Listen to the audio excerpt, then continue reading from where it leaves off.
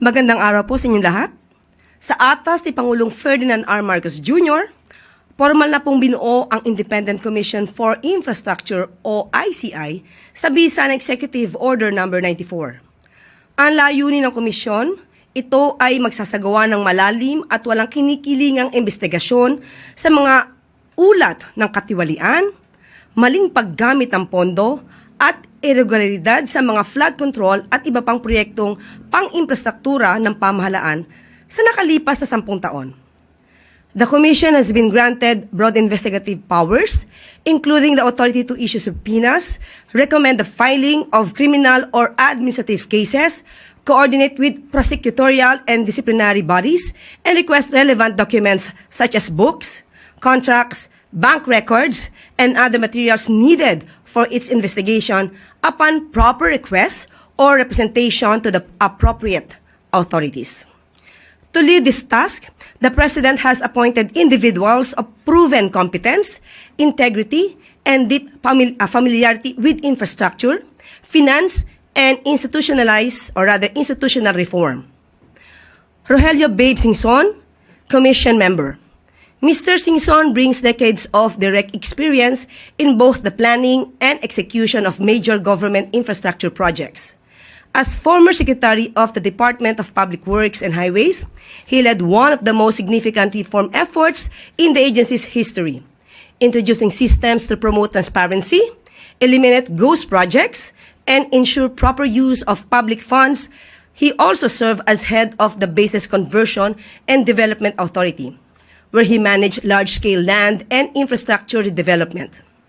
His technical understanding of how projects are designed, procured, and implemented will be essential to this Commission's work. Rosana A. Fajardo, Commission Member. Ms. Fajardo is a certified public accountant and currently the country managing partner of SGB & Company, the Philippines' largest professional services firm.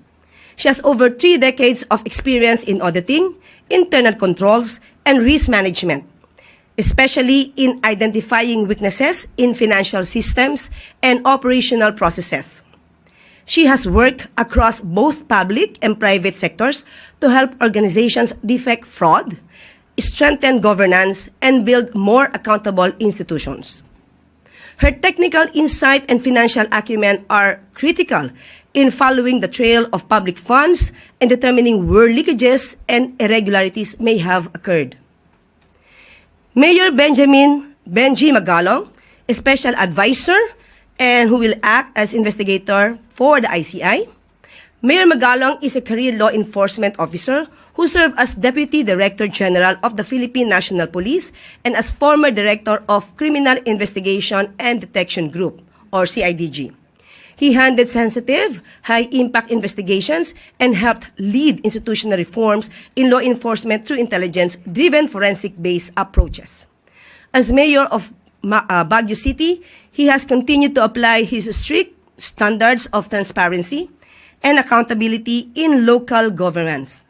His experience in leading difficult investigations, uncovering internal wrongdoing, and enforcing compliance makes him a strong asset to this commission. The announcement of the chairperson of the commission will be made by the President in the coming days. Voluntaryo ang pagtanggap nila sa tungkulin na ito. Hindi sila hinihirang para ipagtanggol ang sistema kundi para harapin ito.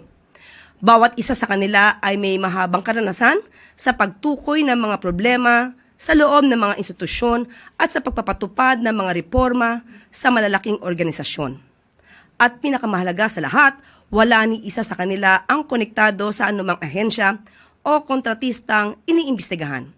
Karapatan ng publiko ang magkaroon ng isang tunay na independent commission. Gaya ng paulit-ulit na sinabi ni Pangulo, walang sasantuhin dito. Kahit kamag-anak, kaibigan, kaalyado, there will be no secret cows. The Commission will begin its work immediately. At handa na po tayong sumagot ng inyong mga katanungan. First question po from Sam Medinilla, Business Mirror.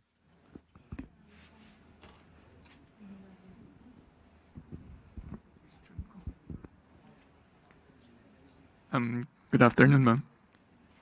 Will the ICI take over the possible reorganization of DPWH after Secretary Dizon required the submission of courtesy resignation among the agency's officials? Hindi po mangingimasok ang Independent Commission, ang ICI po, sa ano pong gagawin ng DPWH. Yan po ay independent body na ituturing or independent fact-finding commission at hindi po makikialam sa anumang sangay ng gobyerno. Das na lang po. Will there be a suspension in the implementation of DPWH flood control projects and other public works while its officials are being vetted? Depende po yan sa magiging pagsusuri at evaluation at assessment po ni Secretary Vince Dizon. Thank you po. Second question po from Alvin Baltazar, Radyo Pilipinas. Yusek, magandang hapon po. Yusek, meron po bang timeline na isinet para matapos yung investigation ng Independent Commission since merong clamor talaga ang public na mapapanagot agad yung mga sangkot dito? Wala po masasabi agad na timeline. Ang pinaka-timeline dito ay mas maagaran o mas mabilis ang pagtatrabaho.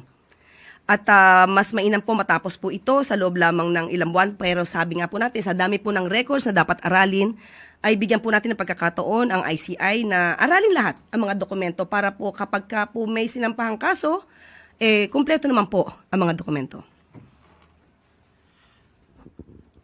Okay po, next question. Job Manahan, ABS-CBN.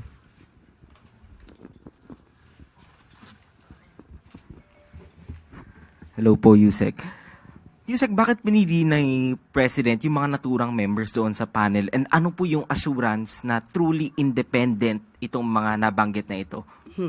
Katulad nung binanggit natin kung ano-ano ang kanilang mga skills, ang kanilang mga expertise, at hindi po ang mga taong itong nabanggit natin ay hindi naman po namumulitika. Kaya po, asahan po ng taong bayan na pinili po ito ng Pangulo para po mas maging malalim ang pag-iimbestiga sa pamagitan ng mga taong masasabi nating competent po sa kanilang magiging trabaho. Follow-up lang, Yusek. Si Baguio City Mayor Magalong ay advisor dito sa panel. Paano kaya ito, sabihin natin, makaka-affect sa current duties niya bilang Baguio City Mayor, knowing na malaki itong i-handle niya? Siguro po si Mayor Benji Magalong na po ang makakasagot po niyan. Pero pinili po naman po siya bilang special advisor po para po sa ICI. Okay po, last question po. Gilbert Perdes, DWIZ. Magandang hapon po, Yosek. Nabanggit po, iniugnay po ni Senador Ping Lacson, si dating DPWH Secretary Manuel Bunuan, sa isang kontraktor po mula po sa Bulacan. Ito ho ba'y alam na ho ng Pangulo at ano hong reaksyon dito ng Presidente po?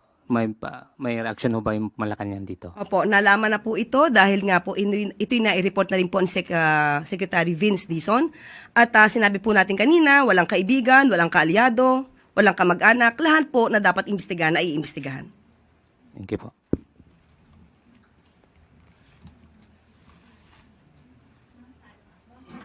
Okay po, last question na po from Jean Mangalus, Philippine Star.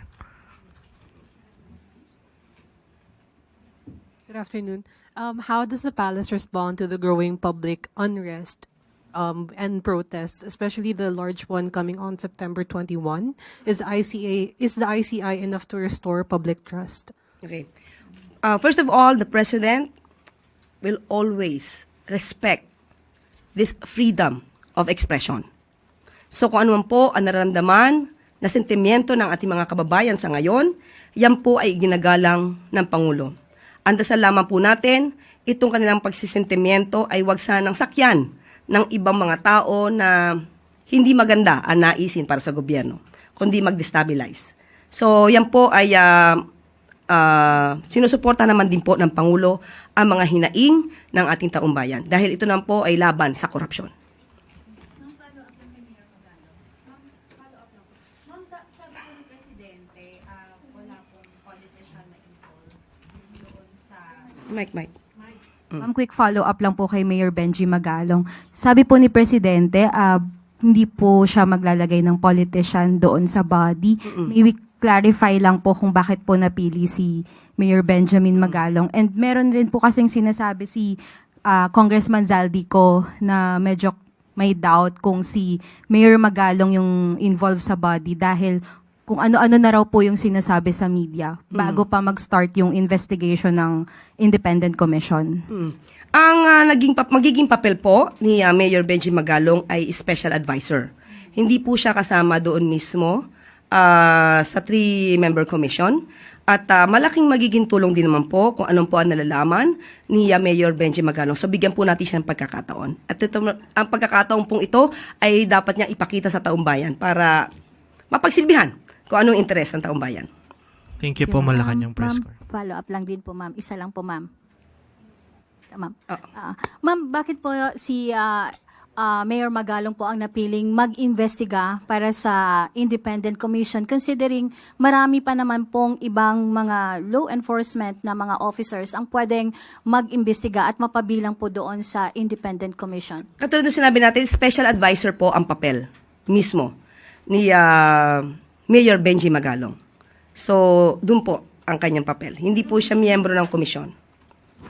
Okay. Mag-iimbestiga po siya, ma'am. Kung ano man po ang makukuha niya sa pamamagitan ng kanyang effort, maaari niya po itong ibigay mismo sa ICI. Thank you po, Okay. Malacanang Okay. Press Corps. Okay, salamat. Oo. Meron sa Valenzuela. Okay na po, ayan. So, magandang araw.